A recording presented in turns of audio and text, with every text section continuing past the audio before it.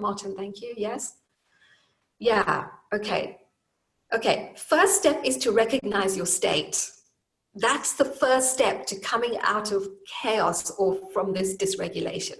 So the first thing is to use those guidelines, and there's many out there. Magda has some. I've just given you a quick snapshot of what it means to be in fight flight, what it means to be in freeze, and there's also what we call a faux tolerance, where you may not even recognize that you are in dysregulation.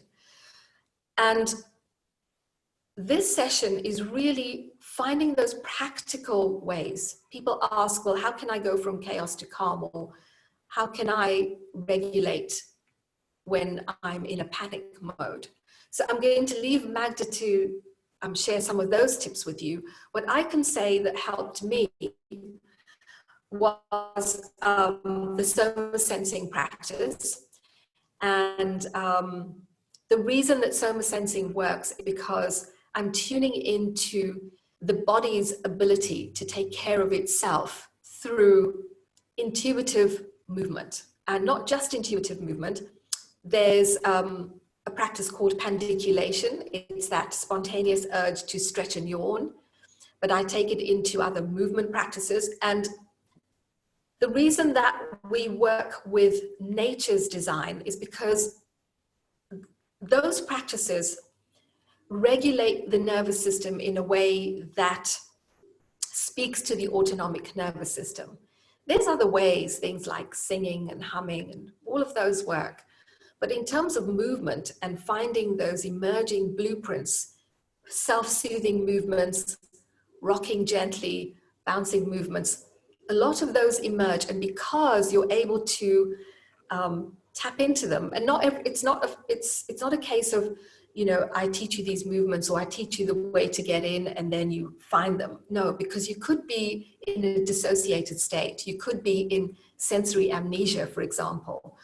So bringing you gently into the body and giving you those practices that help to regulate your physiology. So what you're doing with movement is regulating the nervous system. And I'll give you a practice at the end of this. And there are a couple of other things that I found definitely helped me. Of course, nature was one of them. It's difficult now because we're in shutdown, we're in lockdown, and it's difficult. Some countries allow you to go out for a walk. In South Africa, we're in complete lockdown. I'm very grateful that I have a garden. I'm very close to the sea in Hermanus, but it is difficult not having nature. Even just going out into the garden helps me at this time. But there was an amazing thing that happened for me. I spent a week on retreat before the lockdown and felt absolutely incredible, because being nurtured and taken care of is a huge part of coming back into regulation. And even now, I mean, I don't feel as bad as I did, say, 18 months ago when I was in shutdown and I couldn't cope with doing too much in the day, you know, feeling sleepy. The other really, the part that we don't actually focus on is finding connection with people. And in this time, we are in a virtual community, you can still find connection. The connection for me was the big thing. It didn't have to be with family. It could be with anyone that had the capacity to have a conversation that was just heartfelt. So having heartfelt conversations, having someone that could hold space for you. So for me, feeling taken care of, feeling heard was a big thing. And it's important to have those conversations. And even if it means that you are finding a counselor or someone that can hold you in that space, where it feels, in the polyvagal theory, talk about feeling safe. I talk about feeling held within a space. So that really helped. And then soma sensing, the movements, the body bouncing, the, coming out of overwhelm it was difficult, but knowing that you're in that state is the first step. The other symptom I had was tinnitus, which I'd never had before. And, oh yes, gosh, I've forgotten the most important thing. The most important, okay, knowing your state. Second one, quietening the noise. Quietening the noise. You cannot quieten your internal noise if you have other noise happening around you. So finding ways to quieten and not only the external noise, you may have internal noise too. And knowing how to do that, because being on your own in isolation is not the way. So learning how to quieten the noise, because you can be in isolation and have noise, right? Or you could be in shutdown. But the quietening the noise was a big thing for me, especially with tinnitus. So I will share some of the body practices at the end. But at this point, I really just want to bring Magda in. And Magda, is there anything you want to add from that, or anything that you want to say based on anything that I've said, really? Oh, I agree with everything you're saying. Yeah. So you want me to come in now, or you want Yeah, to... please come in now, and then I can do the body practice after. Okay. So how long? Like 20 minutes or something? What? Yeah. All right. Yeah. So since I do somatic experiencing, I'm always interested in the state where you are and making that, making adjustments so that you can feel a little more here.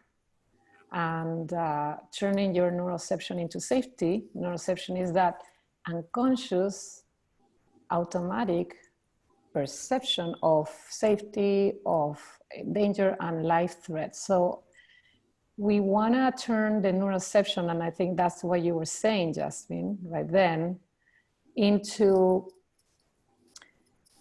safety. And there is different ways of doing it, because there is all these rich different physiological accommodations that we all have. All of us have a history, and some of us, in terms of polyvagal theory, some of us did not develop the pathways of social engagement or coherence from the beginning. And so it's nothing to blame. There is no reason to be blaming ourselves for the way we've been handling things until now. And so because to me, the whole thing is about heart and face connection, and then body connection with that. I think that being first, just kind of acknowledging where you've been, that because of that journey, you actually are here, and that's heroic, first of all. So acknowledging that, it gives you a lot more agency now to choose something different, moment to moment. Something different means a different resource than maybe the ones that you've been using that perhaps were coping mechanisms. And again, the same thing about coping. That has been the best way.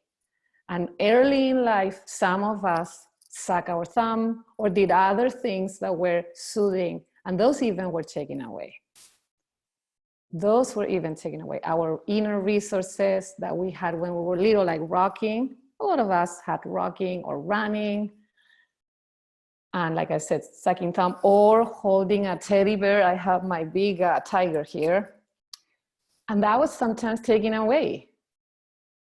Oh no, you gotta grow up and do something. Don't suck your thumb anymore. And then that was replaced by something else. Something else. And that's, now we have agency to perhaps choose something different. If that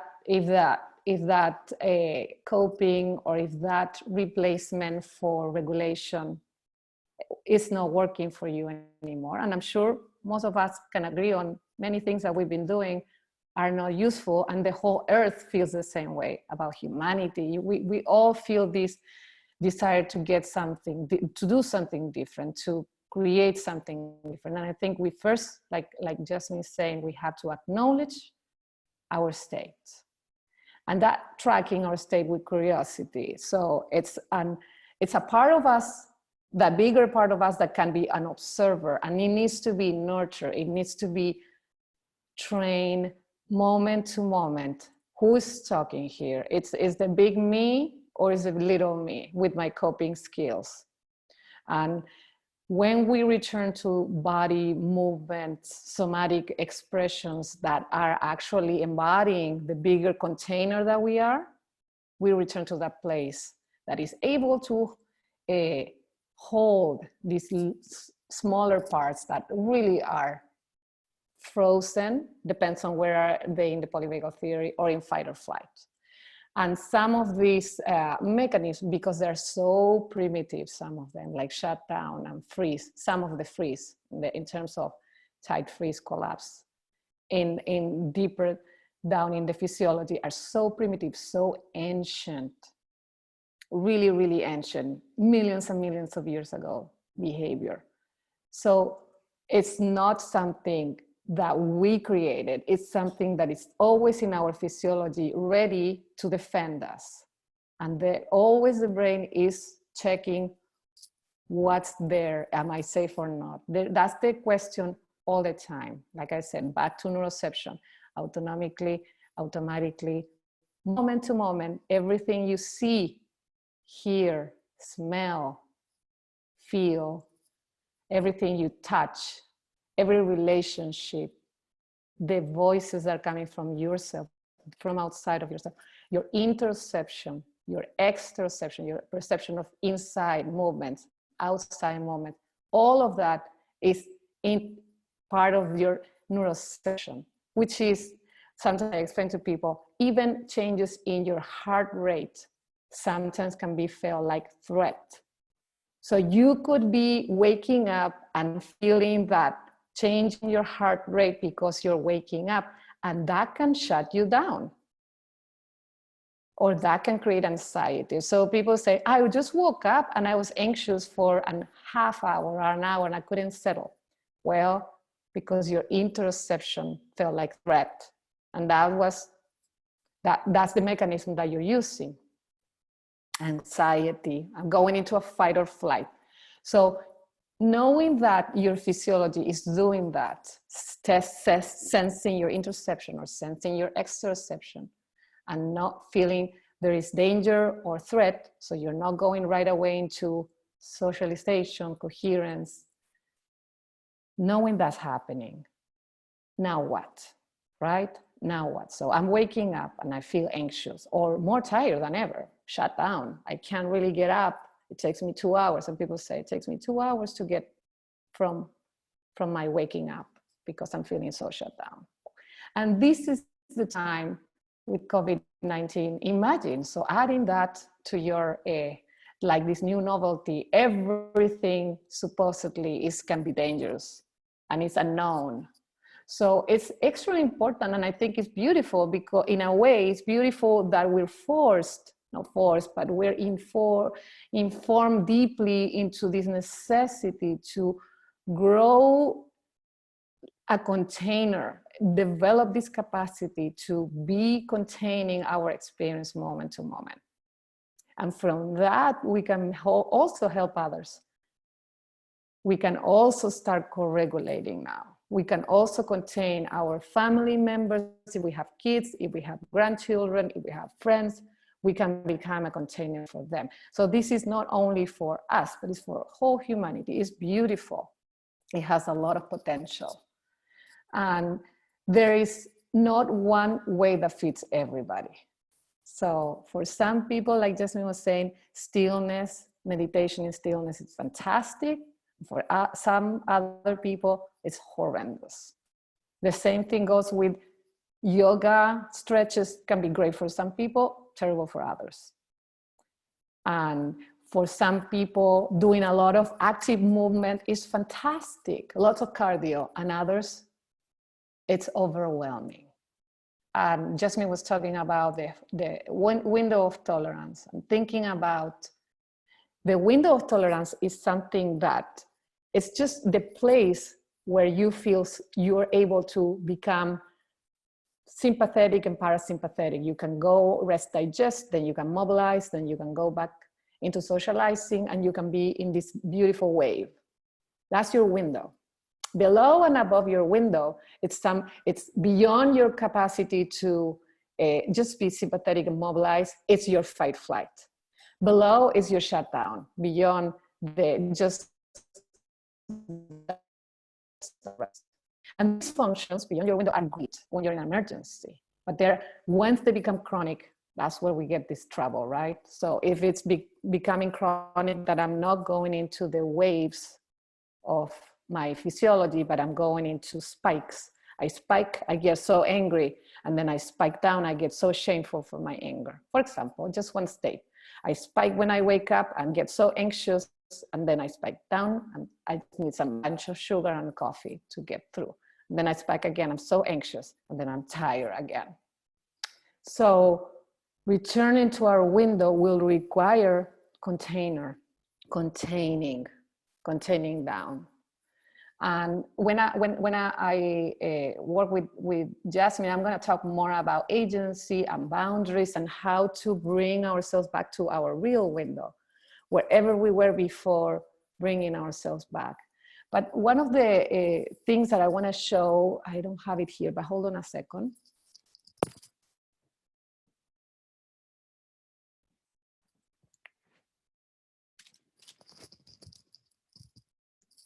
It's this, anybody have seen this before? Yes, yes, some people say yes. Yeah, cool. Yeah, Peter Levine talks about this object. So, you know, when you're in your nice wave of homeostasis, you have this motion going up and down. It's just like your heart rate. Can you feel that your heart rate could be a little bit different than this? But there's variability, right? So we can't be just in one state or the other state. There's just variability in your heart rate, which is great because you can adjust fast to, ooh, I gotta pay attention. I gotta like get a little bit more active, or it's time to sleep. It's time to rest. I have to sleep right now. So, and that's very important because a lot of people are saying, I'm not able to sleep all night. I just wake up in the middle of the night and I'm here. So that's where we are beyond our window, right? That's beyond our window in hyper aroused. And this is also below our window in shutdown. So returning here, it's just like learning, for some of us that have been used to be here and here a lot, it's like learning to ride your bike again, or learning a new language, maybe learning Russian, if you never heard about Japanese, a new language that is actually gonna take effort because the neural pathways have to switch from here and here to mid-ground. Practices have to change from here to here to do this. Interactions suddenly here and here have to be here. So that's where boundary goes, where you take, in somatic experiencing, we talk about just droplets, titrating into the experience. And just taking in. If I get so angry, titrating into my anger and opening to healthy aggression. What would healthy aggression be for me that I'm so used to spiking and exploding, for example? Or what would be mobilization without getting so anxious? So I'm starting to get all panicky. So what could be some droplets of movement, doses of movement throughout the day that can satisfy that desire for mobilization that I have a tendency, and I want that, I require. The reason it's happening is because my physiology is trying to become settled. It's trying to find coherence. We are always looking for coherence, every time. So it's a, yeah, so I'm seeing some people talking about I will talk about the things that you say later in a little bit of time, but just take a moment to, again, so let's use the container, the observer part of us. Let's take a moment to get into that, tune into your container. What takes you into a container? There's many ways to do this. Some people get into a container place when they do meditation, sitting meditation. Some people require expression of movement in their body.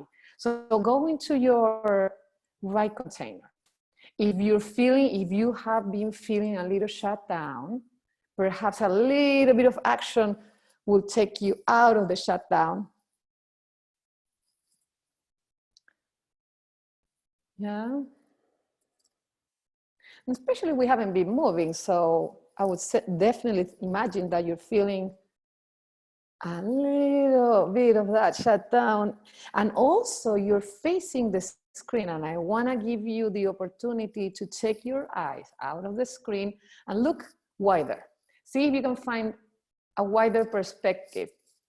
So exploring your orienting into safety, orienting into your surrounding. If you have a window with perspective, wonderful. Just look at that window. You can do a little bit of that stretch that you were doing before, a little bit of motion. Give yourself permission to settle into some different state. Yeah, if you need to stand up, stand up.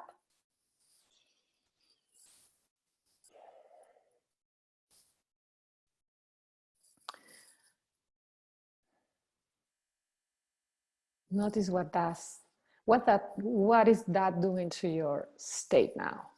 And this is the container noticing. This is your bigger you creating a container for the rest of your experience. How am I feeling now? Is it? And not for everybody, interoception is going to be so safe to be felt. You don't have to force yourself to feel interoception. You can first cue to external world.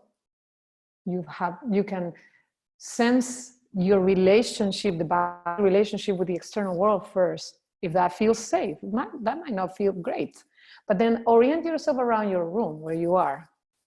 And notice if there's any object in the room that creates some sense of safety, pleasure, something that makes you feel good. Is there a plant? I have a plant right here. Is there a plant that makes you feel like in a company? If you have somebody with you, it's wonderful. Just notice that connection with that person. If you have a pet, appreciate that company. If you have plants outside, if you have an object in your room that gives you some pleasurable moments.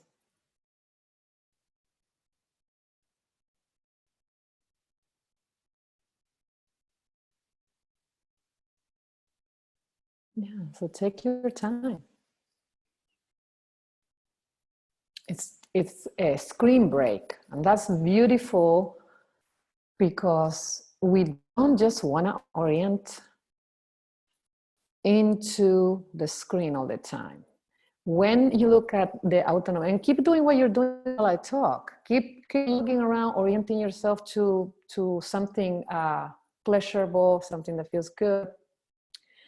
And what I say this, in the autonomic nervous system, when you look at the eyes, what the pupils do, when you're in sympathetic, the pupils are gonna expand.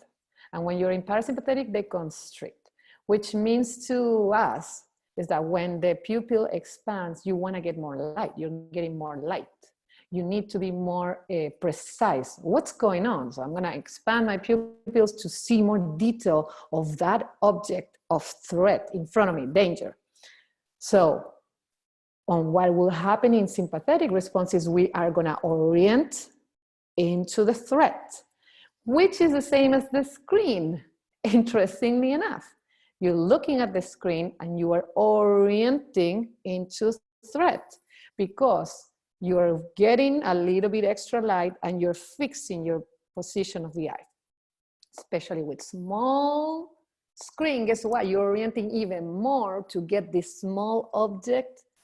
And Stephen Porges has been talking about that. If you're gonna watch Zoom or if you're gonna do this, please do it with a bigger screen. The bigger the screen, the more capacity to orient to less threat and orient to safety. That's why if you can look at a landscape wide once in a while during the day or in your space, just kind of look at all the objects, even looking in the front and just feeling the perspective on the sides and almost behind you, you can get a lot more relaxed.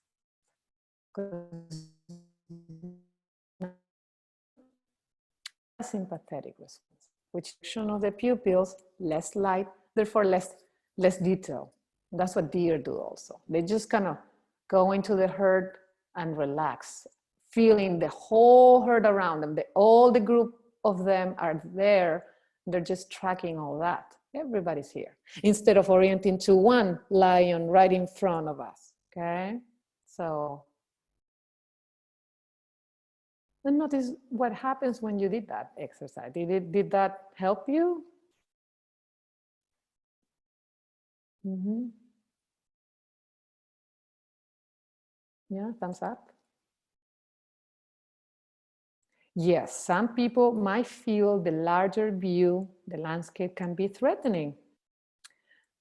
Most people, when they're looking at nature, are orienting to safety, but if you're alone in a forest, you could feel threat. I mean, it depends, it's all depending. And that's why before I get out, because I want to do the next thing with Yasmin, I want Yasmin to offer what she wants to offer. I wanted to mention that it's interesting or perhaps very positive to create your own journal or your own basket of what works, what doesn't right now. You could do it in a basket, you could do it in a little box, put pieces of paper or objects or things that you know that work, or you could do it in a journal, like you could do like what works, what doesn't work, what makes me sympathetic, parasympathetic, shut down, and start exploring those possibilities, remembering that, oh, I have that. When I'm looking at the screen, if I look out in the landscape, I feel better. So that's one thing I want to pin in my basket. Or so start developing your resource tool set. You could have like a waist. You're gonna go work, you have your tool belt, something like that. Symbolically, metaphorically, but also could be physical. Start journeying into what really works, what doesn't. Being very honest about that. What in the basket? In the basket, you put inside, this is very, to me, this is very symbolic, and I love when we do rituals like that. You can put in the basket things that work and reminders. So you can every day wake up or every day throughout the days checking in the basket. Oh, I remember that works for me. Sipping a little bit of ice water or tea, calling my friend or checking on my friend that I love and I feel so good when I'm petting my cat, going outside for a moment. All those things can be in this basket. Touching my body, rubbing my skin, doing a little bit of pandiculation, just reminders. And it doesn't have to be a basket, it can be anything. I like the idea of the basket. It could be a little bag. Something, you know, getting creative. Getting your creativity, because life force or vitality or what we're talking about is coherence. It's all about your creativity, your connection. So it's your connection with your creativity and your ability to connect with others and share that. Yasmin, yes, I'd love to hear from you if you want to add here. Yeah, I think that's really that was really great to go through orientation. You know, what you call titration orientation. I like the orientation, and we often forget how in this time the only way we're connecting, most of us, is via Zoom, and having that bigger screen is really great. I also just talking about the landscape, finding that threatening. I get that with some people. I mean, so like you say, different people will respond differently. but it can feel threatening, and some people like to cocoon depending on where they are in their state. So there was some great things there, and because we've recorded it, you can always go back. I want to touch on interoception. You mentioned interoception and how some people find it difficult to dive in. And one of the things that I have been practicing, because at the heart of soma sensing lies interoception, but you can, and it's bringing this body back. So yes, we are in the body, we can orient, and it's good for many people. But what I would invite you just to explore, if you're ready, if I can just get you through to a body practice, one of the ways, and if you're in complete overwhelm, this isn't going to work if you're in complete overwhelm. Before we dive into the body practice, I just want to make one point. I started at the beginning and I talked about implicit shift. Implicit means unconscious. How can we shift or change the relationship we have with ourselves? Because it is a relationship that we've built from the time we're born, even before we're born, where we're experiencing life through sensation. And as Magda touched on, our 5 senses, and then we have fascia as our 6th sense. So I'll just mention that. But we're constantly listening, constantly tuning. We are attuning all the time, and we unconsciously attuning. Consciously, we don't have control of that tuning in ability. The body does it spontaneously, automatically to survive. And so something that it finds as a threat, you're going to go into a dysregulated state. And it's the body's coping mechanism.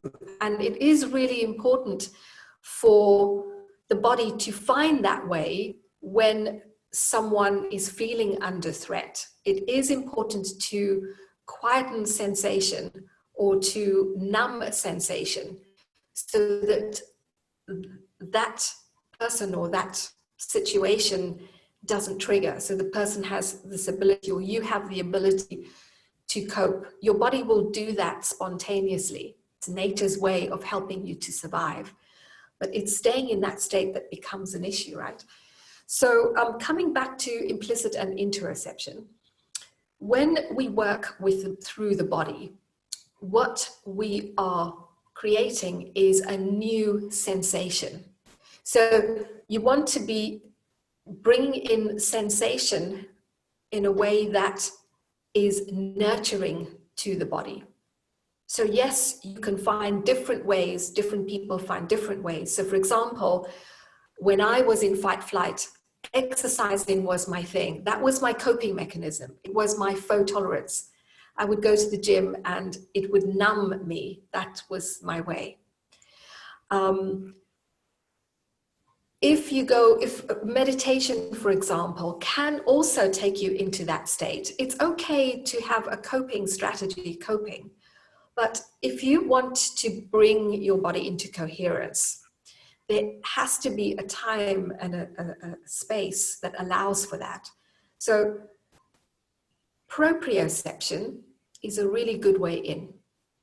So whilst it might be difficult to dive into the body straight immediately, especially if someone struggles to tune in and doesn't have a great relationship with the body, proprioception might be a good way, touching something, a surface. Even touching the body, if you're not ready to touch the body, just noticing things, in your hands, a soft ball, so that they can be proprioceptive or kinesthetic. But proprioception is your body's position. So what we did at the start is checking in with your body. How are you sitting? And just adjusting.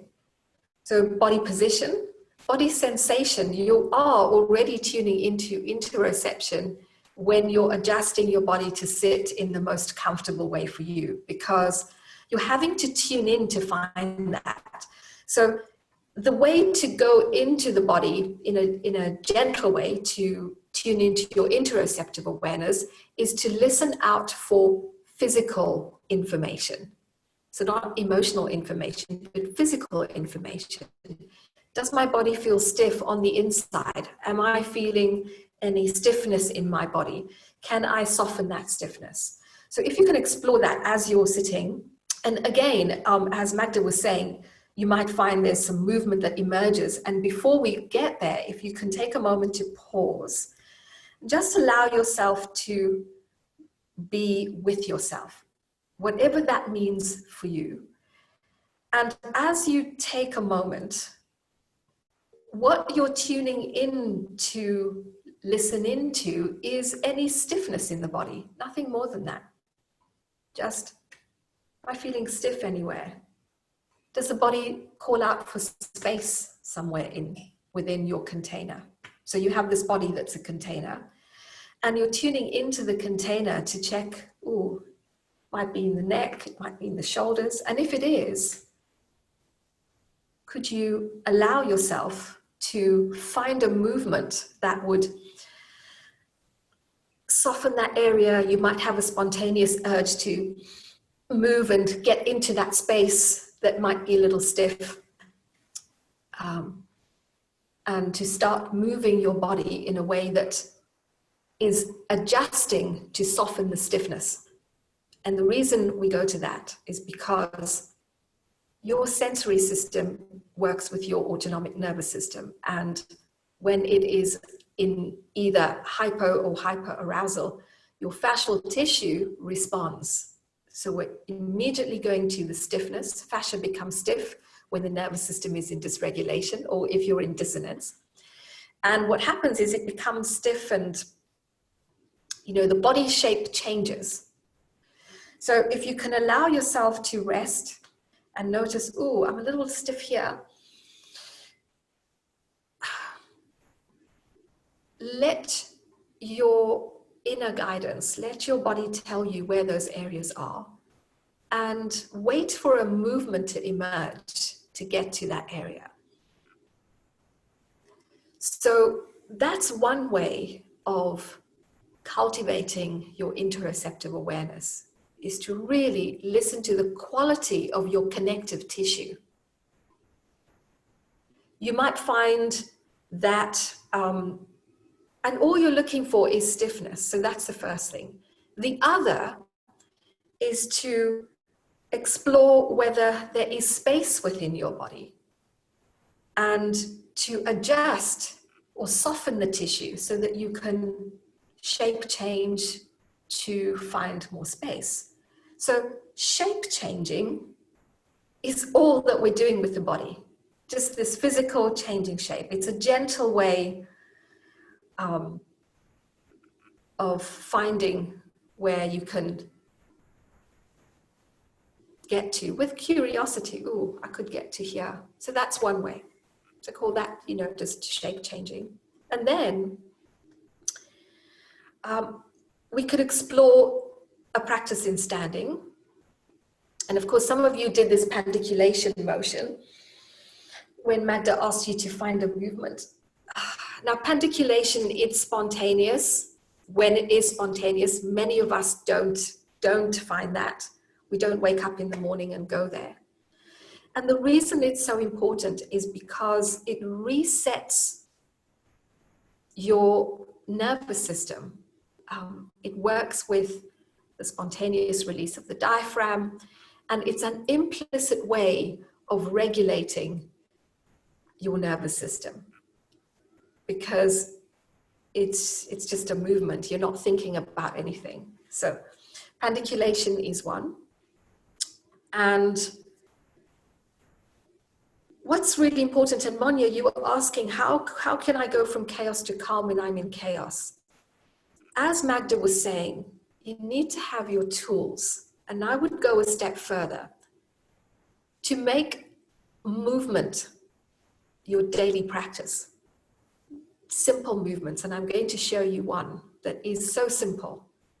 To make movement your daily thing, to have something that you practice. however small, because when it becomes, and I'm going to take it further, a practice that soothes and calms your nervous system, not into relaxation. We're not going into relaxation. There's a difference between calm and relaxed. So calm, you're still awake. Something that will revitalize you. And pandiculation is a revitalizing movement. To have a daily practice of a revitalizing movement, daily, because what happens is you start to shift your state implicitly. And I've been working with a group for 3 weeks now. A few of them started, and I've had someone's had heart palpitations when they started, and now there's no heart palpitations. I've had another person who's been on epileptic medication and had sensory amnesia, so very difficult to sense subtle sensation. And for the first time, she's saying to me this week that she's feeling calm. You know, when we started, it was like, but I'm okay. So that fault tolerant state is thinking you're okay, but you're actually in a numbing or numb state. And how do we know? As somatic teachers, we know when we have clients that come to us that feel like they have no coordination, or their movements are very big or strong or quick. And it's a first sign of, in somatic practice, of someone's nervous system in dysregulation. Those clients that find it difficult to coordinate their movements, or it doesn't flow, the movement doesn't flow, they can't find their sense of flow. So using these embodied blueprints helps to reset or retune and bring that inner rhythm back. So that's what I want to share with you before we leave. And I'll get Magdalena to kind of also, we've got just over 15 minutes to go. That when you tune in to your body's own emerging blueprints, you are designed to move. We are meant to move. We've just lost that through the way that we live our lives. We move all the time, right? We reach for things. We go down to the floor and pick things up. And you can even bring pandiculation into that. So if you're in your kitchen and you want to reach up for a cup on the top shelf or a mug, as you go up to reach it, you'll find an expanding motion. And that little toy that Magda showed you, the one that expands, it's finding that expand and release sensation that starts to regulate the nervous system. So pandiculation is said to revitalize your fascial tissue. Every living cell lives within your fascial matrix. And finding ways to revitalize the tissue will become stiff when your nervous system is in dysregulation, whether you're in fight, flight, or in freeze. That's what happens. There's research happening in Germany with Robert Schleip, one of my teachers, who talks about the sympathetic nervous system and the state of the fascial tissue. So when you start to work this way, and you start to find motion, so you're using motion to heal emotion, and it's certain types of movement. They are designed to hydrate the fascial tissue, and that's what I want to share with you. Hydrating the fascial tissue will change your state, and these movements will help you. So if you feel, and I want to emphasize one thing again from the start of this conversation. You can't turn a switch on if you are in a panic state. It's not a matter of turning a switch on and you are going to go into calm. No, from chaos to calm requires you taking time in your day when you're not in overwhelm. I have to emphasize this. When you have some capacity, you might feel like you've just woken up and you want to stay in bed. Add a pandiculation whilst you're in bed. You know, add some movement. Wake up with, you know, just exploring your ways to be in your body and move and find those stiff areas, you could do that just to begin with. And finding even 2 minutes or less than 5 minutes of just body bouncing. And I'm going to show you the way that I teach the body bounce. Body bouncing with the pandiculation, there's rocking motions, soothing motions. But once you start the pandiculation, your body will start to rock and want to self-soothe. So the whole entire practice includes some coaxing movements, but the way that we work with regulating, or in the way that I work, is to hydrate the fascia by tuning into intuitive movement. And I really want to emphasize that. And the reason we work with intuitive movement is because your body already knows how to take care of itself. Your body already knows. It knows how to take care of itself.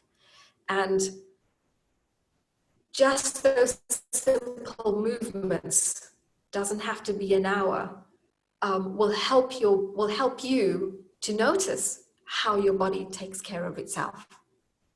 So let's start with, I'm going to teach you a couple of those, or guide you to a couple of those movements. So if you can come up into standing, it's coming up into standing. And as you come up into standing, take a moment and let's do a couple of the practices that Magda shared with us about orientation. Just to notice, where am I? Where am I in this moment? So where am I is a good practice. And coming from curiosity, and not this judgment or this, my body needs to be a certain way, just to become the observer of yourself. Where am I right now? You might observe something in your room, wherever that is. You might find that your body starts to move, and that's okay. You might find, that you start to swing your arms, or whatever emerges is good. Whatever emerges. But it starts with spending time with yourself, becoming the observer, noticing, just being, oh, I'm here, wherever you are. And then arriving in a quiet way, just to stand quietly, to rest. So the only guidance I'm going to give you is, can you stand so that your body feels physically rested? You might need to change the position of your feet and to allow the body to feel that it has less tension, to stand in the most comfortable way, allowing your pelvis to rest. You might want to rest your heart. And this container of your body will guide you to where areas need to soften. So if there's any stiffness within your container, can you soften those areas to allow yourself to take space in your body? So imagining that your body is filled with a gel. If you were made of gel, how stiff is the gel? And could you come to finding softness in the gel? And as you begin to find this softness, can you add a little bounce at your knees, a little body bounce at your knees? And to allow that bounce to inform you of where those stiff areas are in your body. Just adding a gentle little body bounce. So as you're bouncing this container of gel, how can you use this practice to release any areas of stiffness? So let your body guide you. It will tell you how much you need to bounce, how softly. You could try both ways. You could be a big bounce, little bounce, just to notice that. Is there any tension in your neck and shoulders or your lower back? And at any time, you may have the urge to come out of that, and that's fine. So just notice that when you bouncing and you have the urge to pause and just come out of that practice, how does your body respond? How does the breath respond? And then maybe you go back to that practice of body bouncing. What does it feel like in your body? Just the gel.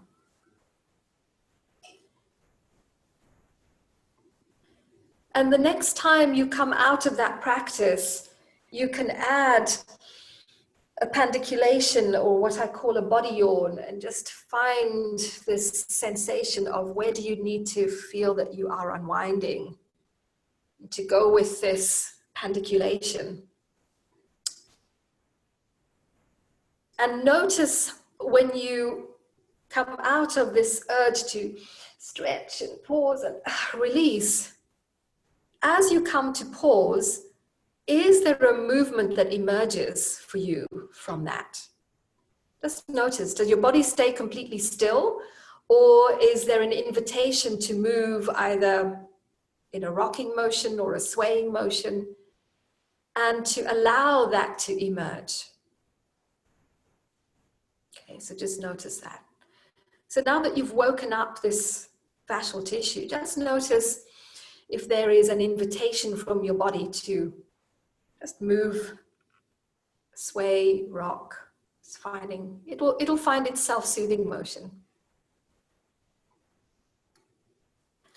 And then to let go of that, and if you can come back to perhaps share, and we've got some time for some questions, if you can come back to share.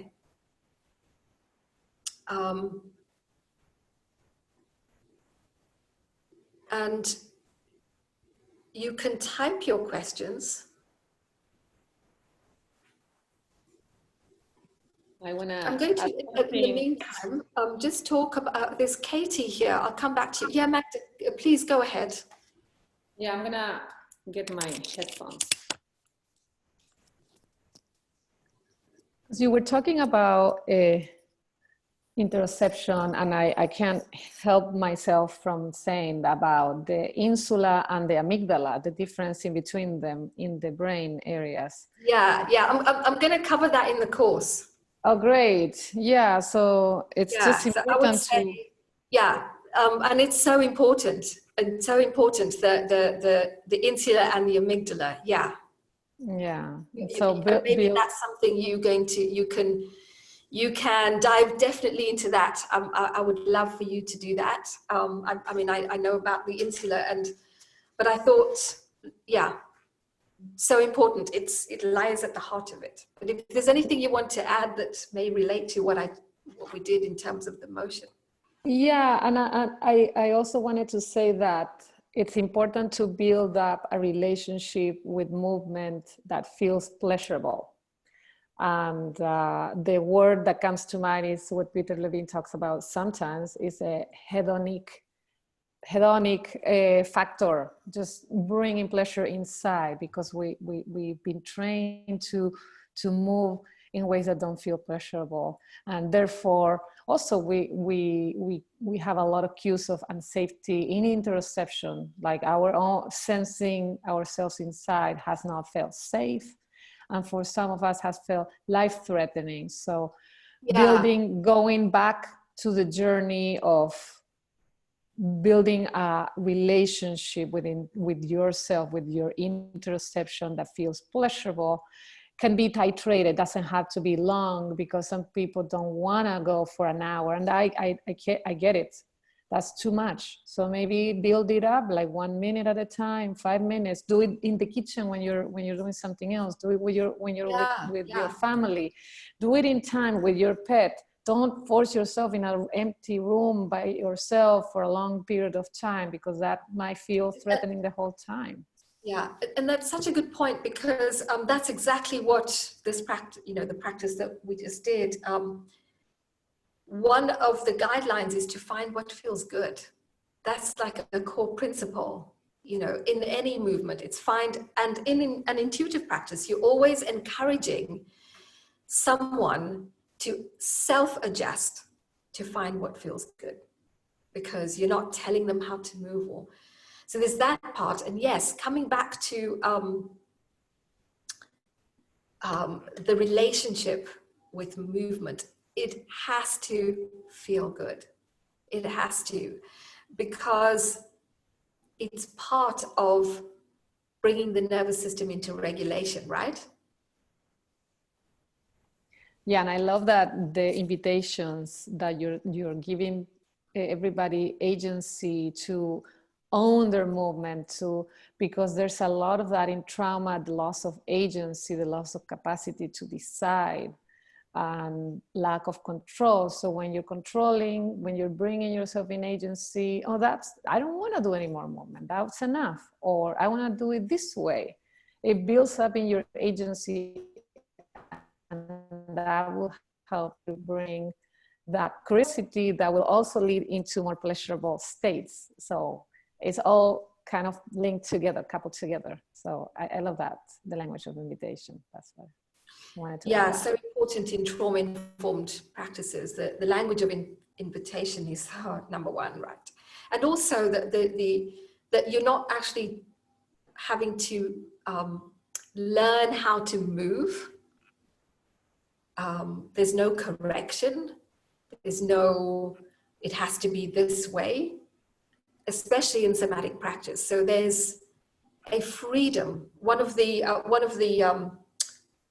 big words that came up on retreat as well is that there's a freedom when you have an invitation. You're free to, you're self-adjusting.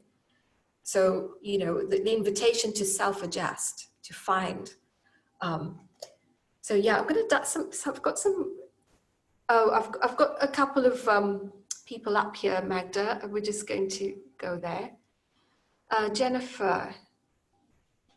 Ooh. How is perimenopause and menopause symptoms fit with this? Oh, such a great question. We often think that symptoms of menopause are menopause symptoms, but they're actually symptoms of a nervous system in dysregulation. That's all I'm going to say for now, because I could dive into it deeper. But yeah, that's how it's linked. Let me see. And you answered Katie, yes? With, totally. Katie Gray, totally. I felt that in my own body as well. And that's what, your body has a sensory wisdom. And what I love to do in this practice is to guide people to their sensory wisdom. So they have this resource. And if they feel like they want to go for a walk or have bigger movements. So we always associate, you know, somatic practice with slow movement. And I never, ever, ever use that word. And people on this will vouch for that. I know Joy's on here and Antoinette's on here. I never use the word slow. I use the word quiet, but there are big movements or, you know, that can emerge. And the body is never still. It likes to, I mean, we often in yoga, we've talked about yoga nidra and keeping the body still. It can be quiet, but the body has spontaneous movement. And, but the body will move always in a way to rehydrate the tissue. In my pause, it'll pause. You'll pause, and then another pandiculation emerges. You might push the floor away and come back, and yeah, so just want to share that. Are there any other questions that anyone would like to ask? Somebody was saying about the first couple of weeks in isolation, I couldn't do my regular practice. Instead, I was drawn to fast walks in nature. Well, yeah, and that can happen now too. Likely sympathetic arousal. It's probably trying to settle the using that energy, channeling the energy of fight or flight into something positive. It's really good channeling that energy. I've been telling my students in my class, washing dishes, wash your dishes vigorously and all of them, you know, we get that sympathetic energy channeled into that healthy aggression. It's part of your life force. It wants to come up. It's fine. It's good. Let's not be afraid of our life force, and our sympathetic response is positive too. It just has to be contained. Yeah. Yeah. Bridget's asking, how can tinnitus be calmed? And it is, for me, what worked was, you know, being in quiet but close to nature. And that's just the noise part of it. But there's so many layers to that. I couldn't answer it in one thing. There are many layers to that. It's lots of different things, lots of taking care of different parts of your life as well. But starting with the body first. So the body is the way through, is how can I find this capacity to just either be in quiet. So I hope that helps. And yeah, Jennifer, yeah, that's exactly it. And then I'm coming to Joy. Joy, you're asking about the yawning experience, and I'm going to dive into that a little bit. As you know, Joy is a soma sensing teacher as well. Excessive yawning is not good. Oh, that's another symptom that I had. Now, there are practices out there that talk about breath techniques and why yawning is not good. And you have to be really clear with that, because yawning is really important. If your body's been in shutdown, and I can speak from experience of working with clients and working with my own body, that we don't yawn as spontaneously as we should. So you'll find when you're doing yoga, you might find yourself yawning, but there's another type of yawning that takes you out of shutdown.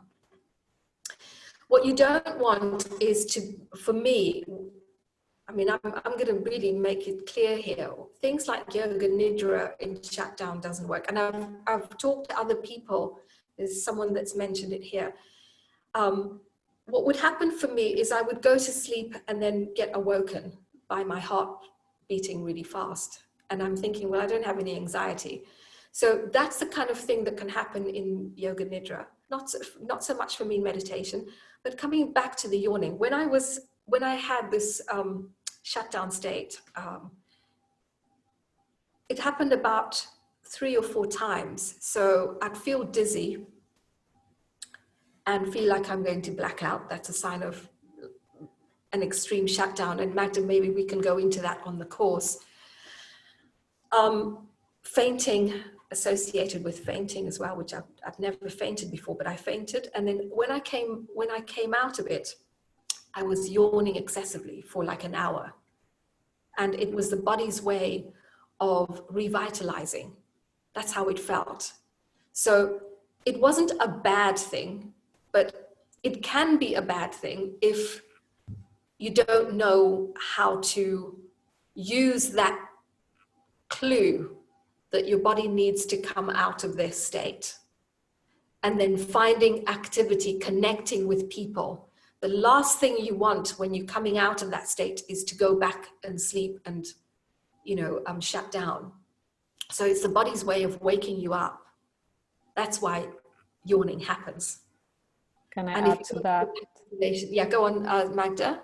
Yeah, so it's also discharging. So yawning is one of the ways we can discharge frozen energy or whatever is in the physiology that needs to be getting out. And it can happen with when we're talking about car accidents and in something called a global high intensity activation, which could be traumatic very fast, and it could be birth trauma or anesthesia or just in general, all this abrupt trauma. And yawning is going to be one of the effects of the energy of the physiological settling into a more calm state. So not always shaking. Yesterday in the class we're talking about shaking. It can be the discharge state, not always yawning could be. But then there is the other side of yawning, which happens that I detect in clients that have tended to shut down more often for whatever reason, and anesthesia is one of the reasons why people go into shutdown states more often. Yawning will be the first sign that the person is going into shutdown, because yawning allows to get more air, access more air. And the yawning is a sign that actually the vagus is restricting air, is inhibiting, is putting the brake on the system, on the breathing. So I just wanted to add that, those two pieces of yawning, discharge, but also could be a sign you're going downhill, you're going hyperventilate. Yeah, I think that's so true. That is so true with clients who come in and you know they're in shutdown, but you can tell from their physiology, right? They're very different. They are quite different. That state where someone is in shutdown, but can also go into just not wanting to do any activity. So imagine that client or that person now going into yoga nidra, for example. So it's an area that that's still emerging. And a lot of this, like everything in terms of movement and everything that we ever experience in our lives as practitioners, is the emergence from our own experience, our own inner experience of take movement, for example, you know, the kind of movements that work, that don't work if you're a movement practitioner. But with the vagus nerve and with the polyvagal theory, there's so much information, and you can read snippets of information. And if you don't understand the wholeness of it, or even if you haven't been through it yourself, it's really, really hard to get someone out of, someone who's in dissociation, but in a shutdown state. And knowing how to do that in a way, and also knowing whether that person's ready is another thing. So that's all I want to say about that. Yeah, it's also okay, continue. Yeah, go on, Magda. I was going to add to you that a lot of those, because of the shutdown physiological response, which is, of course, a beautiful response of the nervous system of the body. It's not a wrong response. It's a right response for intense activation, trying to decrease that.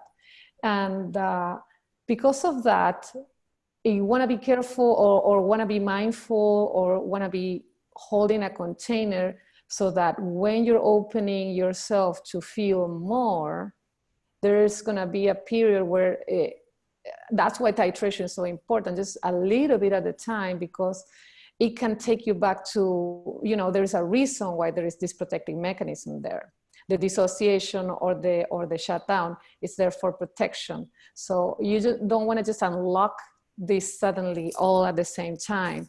You just want to get access, tolerate, think about your window of tolerance, access a little bit, digest that experience. Oh, I can tolerate a little bit more again. I can try. Oh, that works. It's okay. I'll do a little more. So that you're just gently entering the realm of dissociation, the realm of, and there's so much here. I mean, we could do, Yasmin, a whole class on dissociation and shutdown, because, or a whole 20,000 weeks, because seriously, this is fascinating and also very, very complex. So just titrating into your experience, be gentle with yourself. When you're feeling and it feels like too much, well, that's too much. That, you're right. It's exactly what you're feeling. So gently, pleasurable, for now, pleasurable is the best, you know, entering gently into the iceberg of yourself, okay? So it's frozen for a reason, so you wanna like unfreeze it gently, just like you would do with food that you're gonna eat. You just leave it there overnight to thaw, okay? So this is like leave it to thaw slowly, gently, not all at the same time. Don't expect too much, too soon, too fast. That will be another re-traumatization. Yeah.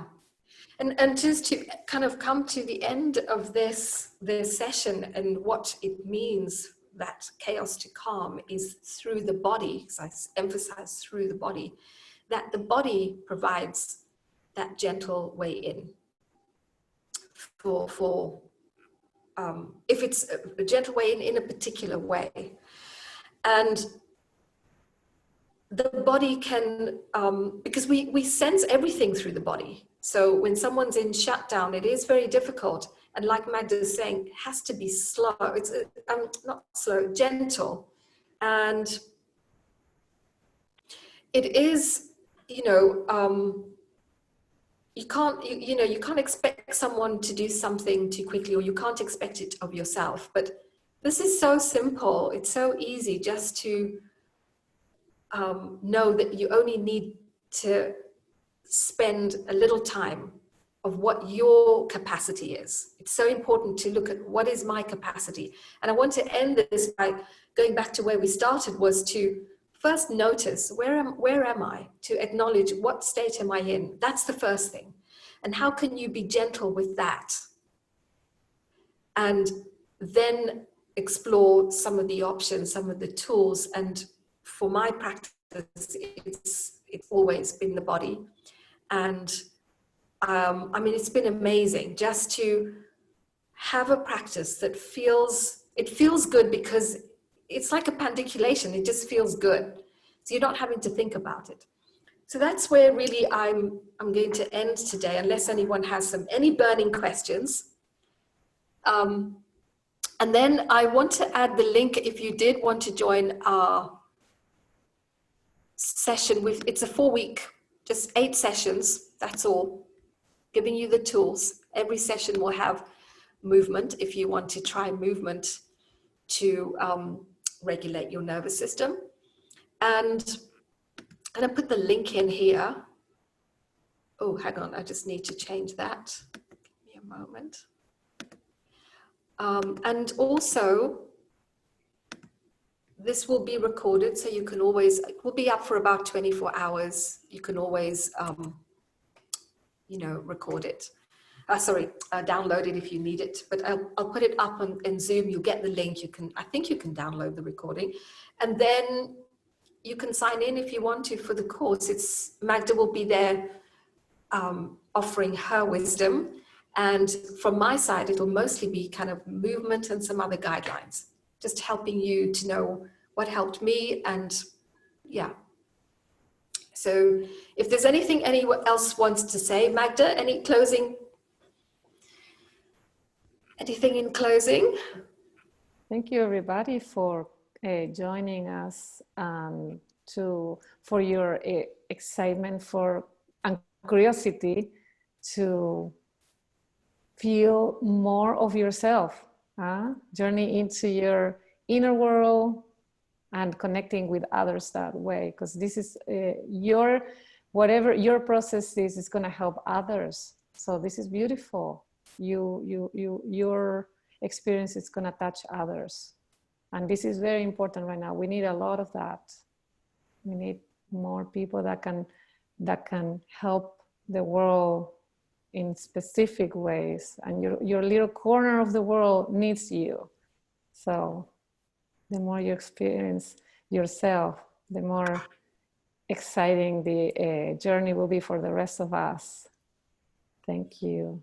Yeah, thank you, Magda. I love that. Just how when you're feeling taken care of or taking care of yourself, it just helps. Any situation, right? So thank you, everyone, and use this time, the space to come home to yourself.